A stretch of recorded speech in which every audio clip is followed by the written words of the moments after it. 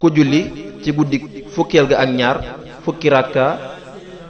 bu ci ne mu jàng ci fatiha benn yoon ak qul huwallahu ahadun juróom-ñaari yoon juróom benn yoon sunu borom dana ko jox soxna ca àjjana yoo xam ni soxna yoo xam ni ku ci ne